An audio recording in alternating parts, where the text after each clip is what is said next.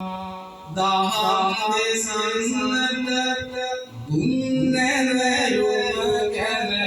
සාදු සිතින් මම පුරු එනවා සාදු සිතින් මම පුතු එනවා ධර්ම දානයේ අනුසස්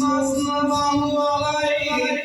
ලෞතුරු දහමින්